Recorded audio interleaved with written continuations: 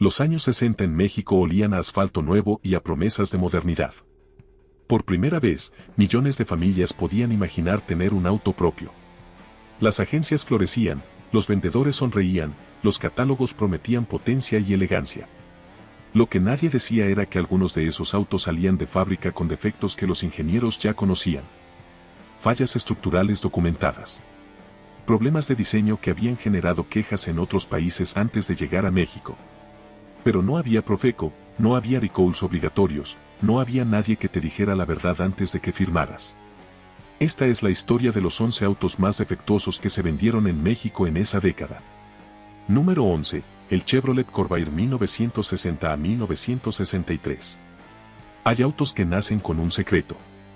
El Chevrolet Corvair llegó a México a principios de los 60 ensamblado localmente en régimen de piezas importadas, con la misma promesa que en Estados Unidos, ser el compacto americano moderno y accesible. Lo que el catálogo no mencionaba era que su suspensión trasera de ejes oscilantes creaba un comportamiento letal en curvas. Las ruedas podían doblarse hacia adentro en fracciones de segundo provocando un vuelco sin previo aviso. Los ingenieros de GM sabían que una barra estabilizadora de pocos dólares resolvía el problema. Eligieron no instalarla para reducir costos. Más de 100 demandas documentaron accidentes fatales en Estados Unidos. Ralph Nader le dedicó un capítulo entero de su libro Inseguro a cualquier velocidad llamándolo literalmente el accidente de un solo auto. En México, donde no existían guardarraíles en la mayoría de las carreteras y donde nadie le explicó al comprador que la presión de los neumáticos era crítica para la estabilidad del vehículo. Ese defecto cobró un precio que ningún archivo oficial registró con precisión. GM no admitió nada hasta años después. Para entonces el Corvair ya no se fabricaba y las familias que confiaron en él habían aprendido la lección de la única manera que el silencio industrial permite aprenderla. Número 10. La Renault Dauphine fabricada en México por Dina. Si existiera un concurso para elegir el auto más famoso por sus defectos en el siglo XX, la Renault Dauphine tendría serias posibilidades de ganar. Time Magazine la puso en su lista de los 50 peores autos de todos los tiempos. Un crítico escribió que pararse junto a ella permitía escuchar cómo se oxidaba. Road and Track documentó que tardaba 32 segundos en alcanzar los 100 km por hora. Pero lo más extraordinario no es que este auto existiera. Es que en México no solo se vendió sino que se fabricó. La empresa paraestatal Dina producía la Dauphine bajo licencia Renault en el estado de Hidalgo, con el agravante de que el decreto de 1962 exigía 60% de componentes nacionales. Lo que ya era un auto frágil de origen se volvió todavía más impredecible con piezas de acero nacional de calidad variable. La carrocería se oxidaba a velocidad que desconcertaba. El motor sobrecalentaba en montaña. La transmisión era tan delicada que los mecánicos de la época la recuerdan como fuente inagotable de trabajo.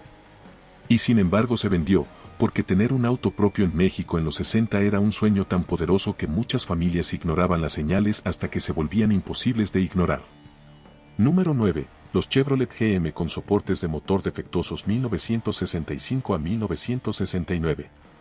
Entre 1965 y 1969 GM vendió en México sus modelos Full Size con motor V8, los Impala, Viscani Velar que llenaban las avenidas del país.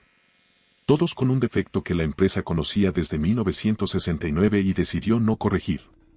El soporte izquierdo del motor estaba fabricado con hule de baja resistencia que se degradaba con el calor. Cuando cedía, la cadena de eventos era brutal, el motor se elevaba jalando el acelerador provocando aceleración descontrolada. Al mismo tiempo desconectaba la manguera del servofreno dejando al conductor sin frenos en el momento exacto en que más los necesitaba. La palanca automática se desplazaba sola eliminando la posición de estacionamiento. Un auto que aceleraba solo, que no frenaba y que no tenía reversa segura. GM recibió el primer reporte en septiembre de 1969 y no hizo nada durante 2 años. En 1971 anunció el retiro de más de 6.600.000 unidades, uno de los recalls más grandes de la historia automotriz. En México, donde no existía ningún mecanismo de notificación a propietarios, ese recall llegó tarde, llegó incompleto o simplemente no llegó. Y el presidente de GM declaró que un soporte roto era equivalente a una llanta ponchada y que quien no pudiera controlar el auto en esas condiciones no debería manejar. Número 8. El VAM Rambler American ensamblado en Lerma. Vehículos Automotores Mexicanos nació con una promesa patriótica: fabricar autos en México para familias mexicanas. La planta de Lerma ensamblaba el Rambler American bajo licencia AMC y durante años fue símbolo del milagro industrial mexicano. Pero el decreto de 1962 se convirtió en trampa de doble filo.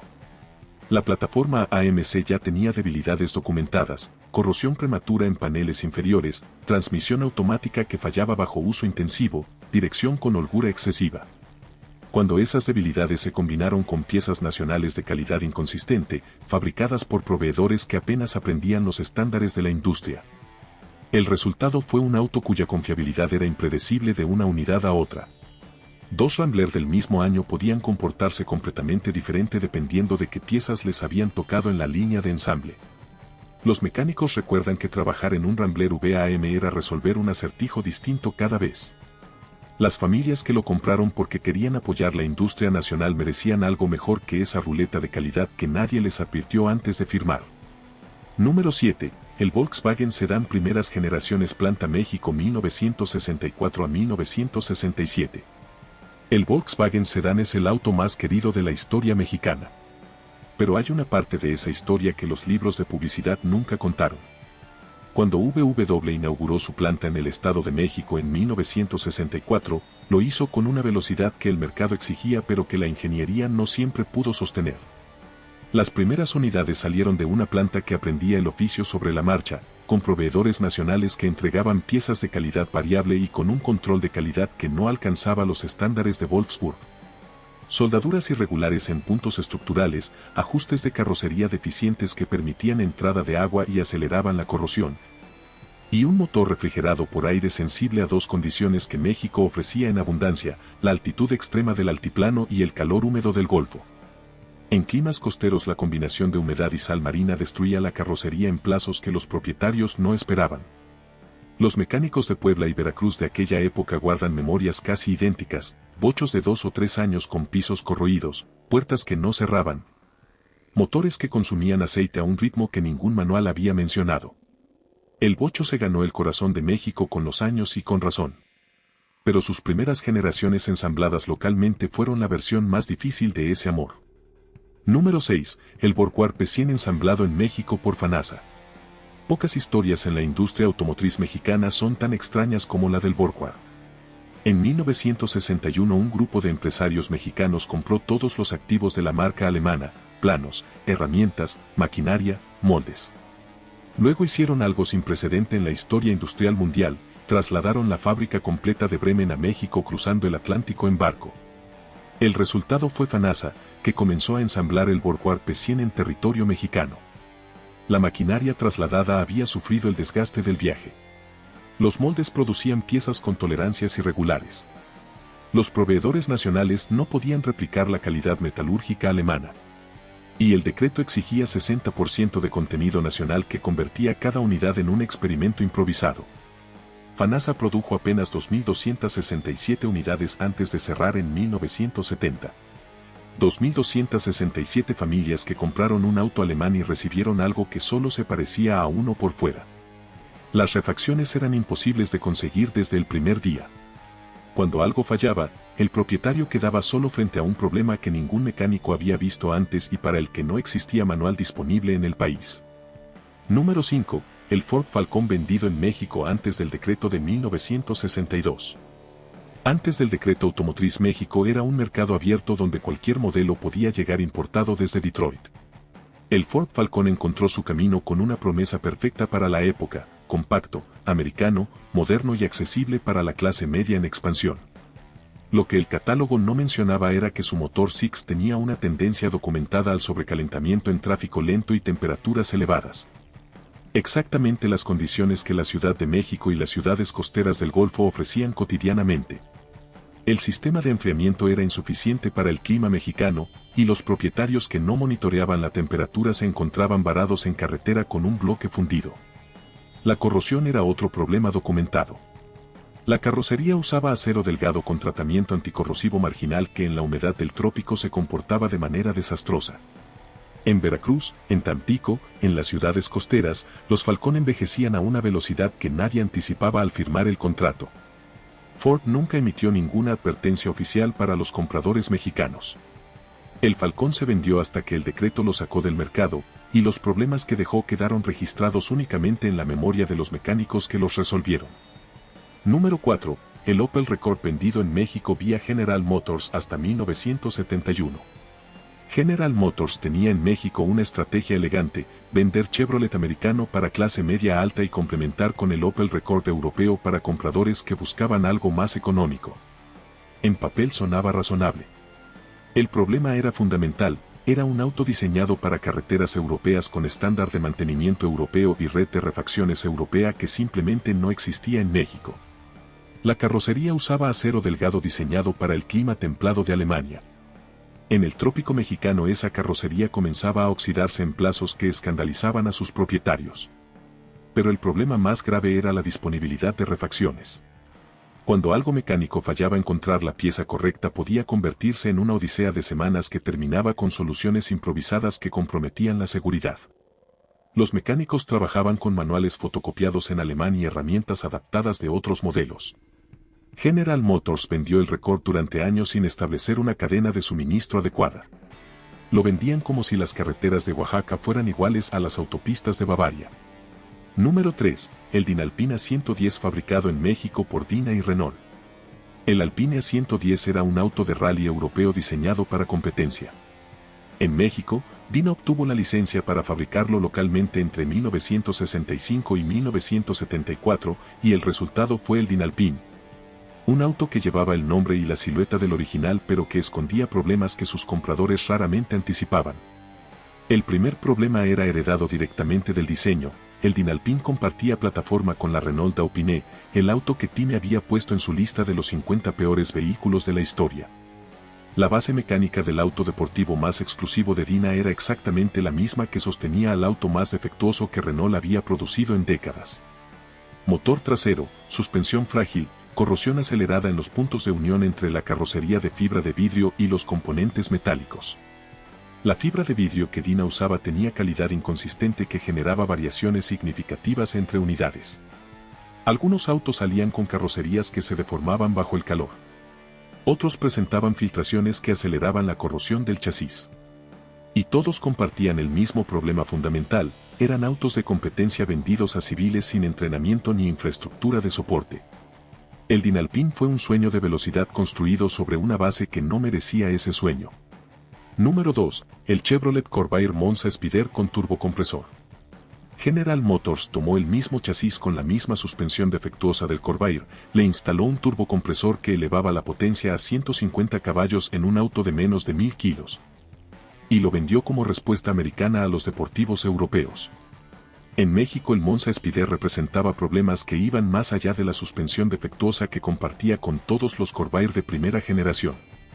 El turbocompresor requería un periodo de enfriamiento después de cada uso intensivo que ningún manual explicaba con claridad. Cuando ese enfriamiento no se realizaba, los sellos internos del turbo se degradaban permitiendo que el aceite se quemara en el sistema de admisión.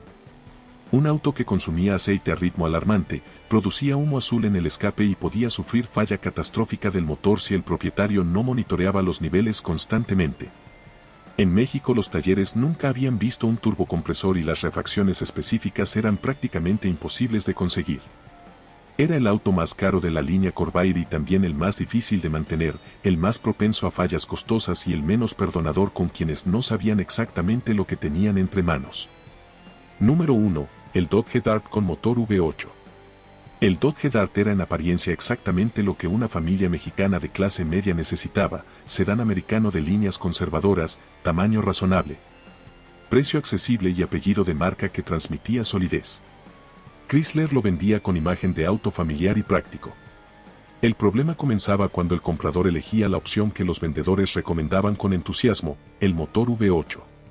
Más de 270 caballos de fuerza presentados como la versión inteligente, la que daba más por el mismo precio. Lo que no decían era que el chasis del Dart había sido diseñado exclusivamente para motores de 6 cilindros. Las suspensiones, los puntos de anclaje, los frenos y la estructura general tenían límites de ingeniería que el Quinto 8 superaba sistemáticamente. Con el 6 cilindros era un auto competente. Con el Quinto 8 era otra cosa: suspensiones que se deformaban bajo carga, frenos de tambor insuficientes para detener ese peso a velocidades de carretera. Neumáticos que cedían antes de lo que cualquier conductor anticipaba. Los mecánicos de Monterrey, Guadalajara y la Ciudad de México que trabajaron en DART V8 guardan memorias casi idénticas, frenos quemados, suspensiones torcidas, neumáticos destruidos. La firma inconfundible de un auto llevado más allá de sus límites por alguien que nunca fue informado de dónde estaban esos límites. Chrysler nunca modificó el chasis. Nunca emitió advertencias. Simplemente siguió vendiendo porque el 508 era un argumento poderoso en una época donde la potencia era sinónimo de estatus. Y porque en México de los años 60 nadie estaba obligado a decirte la verdad sobre lo que comprabas. 11 autos. 11 promesas que escondían verdades que nadie quiso decir en voz alta. Las familias que los compraron eran trabajadoras, ambiciosas, exactamente el tipo de personas que construyeron este país. Merecían la verdad. Los fabricantes sabían. Los distribuidores sabían. Los vendedores que entregaban las llaves con sonrisas sabían, o debían haber sabido. Eligieron el silencio porque era más rentable que la honestidad. México tardó décadas en construir los mecanismos que hoy obligan a informar y a retirar vehículos defectuosos. Esos mecanismos existen porque generaciones anteriores pagaron el precio de su ausencia. La próxima vez que veas un auto de los 60 rodando por alguna carretera del país, recuerda que detrás de ese cromo brillante hay una historia que no siempre terminó bien.